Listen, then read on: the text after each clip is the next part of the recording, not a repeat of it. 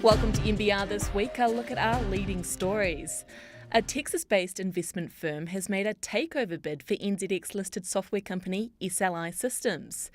SEW Capital, a specialist in software investment, says it wants to buy 100% of SLI shares at a price of 63 cents a share. The bid values SLI, a maker of search engines for e-commerce, at over $40 million, more than double its value before the bid was announced. ESW already has acceptances from 18 shareholders representing 51% of the company's issued capital. The offer is conditional on it gaining more than 90% of SLI's voting rights. In response to continuing pressure from the National Party, the Prime Minister has said there will be no new regional fuel taxes while she is in office. This seems at odds with Transport Minister Phil Twyford's comments earlier this year that there will be no new regional fuel taxes in this current term of government. It also brings into question if there are no further regional fuel taxes, why have 14 other councils put their hand up saying they want the tax too? Here's how National Party leader Simon Bridges saw it. In fact, Shane Jones confirmed that because he made clear, first he knew about it as the Transport Minister in the House, of course it's Phil Twyford, but he was answering those questions, was when Jacinda Ardern said, hey, we are not putting a regional fuel tax on again as long as I'm PM. Now, she said it, and she'll have to now live by that, although as you say, there'll be a lot of councils, I think, very annoyed about this, wondering, scratching their head how the government's going to make good on some of the things they've been saying. Albeit, can I say, it's the right decision because this is a government that's been taxing too much and has more than enough funding if they stop some of the waste to do the things in transport that need to be done. But Minister Twyford has defended the Prime Minister, saying the announcement was a clarification of the government's long-held view on not expanding regional fuel taxes outside of Auckland, rather than policy made on the hoof. She called me and said, Phil, what do you think about ruling out future regional fuel taxes? And we had a conversation about it yesterday, and I agreed, as you do, with the Prime Minister, that actually the best thing that we could do right now is provide some certainty and some clarity that there will be no further regional fuel taxes. Broking firm Craig's Investment Partners has been censured and fined $35,000 for allowing a client to enter trades in A2 milk shares in breach of NZX rules. The trading took place between May 15th and October 25th last year and involved 11 orders leading to deals with no change in beneficial ownership. The New Zealand Markets Disciplinary Tribunal said the client used direct market access provided by Craig's, but the broker did not have filters to block the offending trades. Neither did it act on alerts generated by its post-trade monitoring. The orders were entered by an overseas high-frequency trading client, which would have made more than 20,000 trades over the period. A Cayman Islands court judgment has revealed that foreign buyers are using financial structure to get around Overseas Investment Act restrictions on acquiring sensitive land. The technique was used in a deal to transfer effective ownership of prized slice of real estate at New Chumps Beach on the eastern Coromandel coast without Overseas Investment Office approval.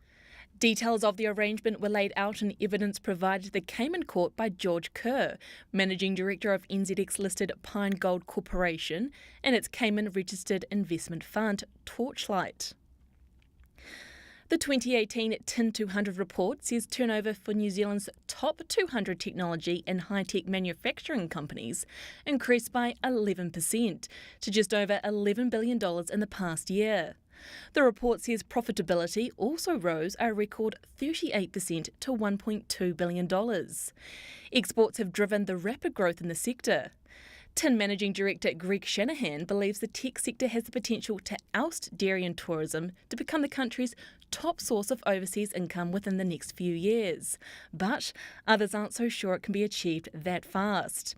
Mr Shanahan spoke to NBR's Fiona Rotherham about where he sees the sector in the next decade. And it's not just in the case of the growth, but so many symptoms point to it in terms of the spread of growth geographically, the spread of growth in terms of not just large companies but small companies, companies moving towards profitability and being able to continue that growth, even though they're cutting back some of their costs. There's a lot of more maturity and sophistication in the market, and I think we've got to acknowledge that this is something that New Zealand is really good at. Auckland property development company The Maritime Apartments once again faces a liquidation application, this time at the hands of Australia-based construction firm Calibre Consulting. Calibre Group regional leader Eric Simeon will not say what the company is owed. The Maritime Apartments, owned by Martin Kells, went into receivership in May. The final report from BDO receiver Andrew Bethel says the developer had made pre-sales but failed to get the necessary bank funding because of rising construction costs. At least $4.5 million is still owed to the creditors of the company, and Auckland Council has applied for its liquidation over outstanding rates.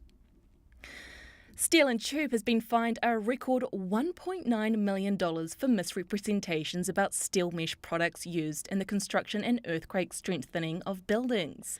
Steel & Tube pleaded guilty to 24 charges under the Fair Trading Act, covering a period of nearly 4 years between 2012 and 2016. The Commerce Commission, which prosecuted the charges, says this is the highest fine to date under the Fair Trading Act for a single company. And continuing with Steel & Tube, its chairwoman Susan Paterson was re-elected with overwhelming support at the company's annual meeting this week.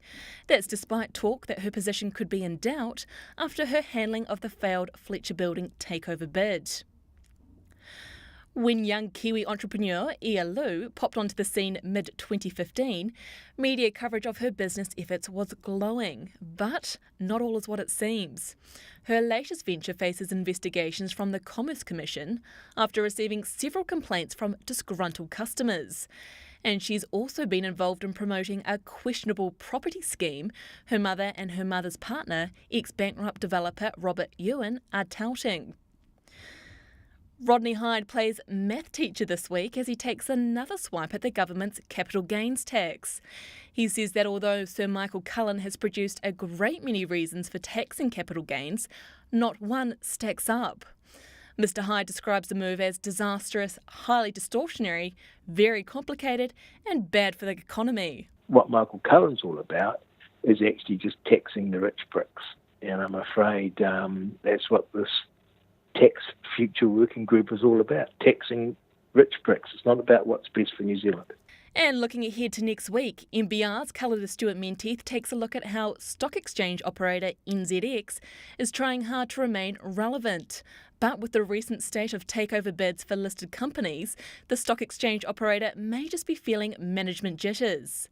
So for more on that and other stories, head to our website and have a great weekend. To unlock your 2 free articles a week, head to nbr.co.nz.